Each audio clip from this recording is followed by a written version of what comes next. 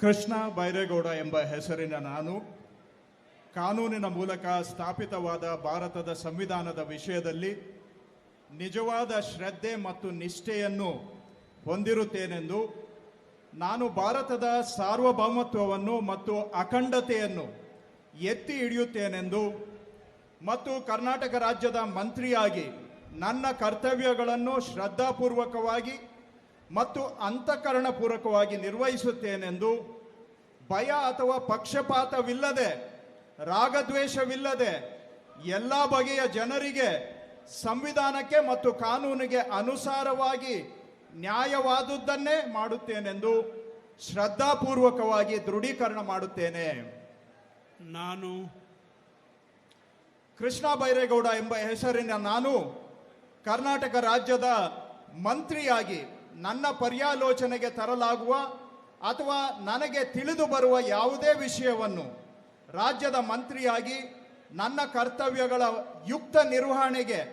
ಅಗತ್ಯವಾಗಬಹುದಾದ ಸಂದರ್ಭವಲ್ಲದೆ ಅನ್ಯಥಾ ಯಾರೇ ವ್ಯಕ್ತಿಗೆ ಅಥವಾ ವ್ಯಕ್ತಿಗಳಿಗೆ ಪ್ರತ್ಯಕ್ಷವಾಗಿ ಅಥವಾ ಪರೋಕ್ಷವಾಗಿ ತಿಳಿಸುವುದಿಲ್ಲ ಅಥವಾ ಬಹಿರಂಗಪಡಿಸುವುದಿಲ್ಲ ಎಂದು ಶ್ರದ್ಧಾಪೂರ್ವಕವಾಗಿ ದೃಢೀಕರಣ ಮಾಡುತ್ತೇನೆ.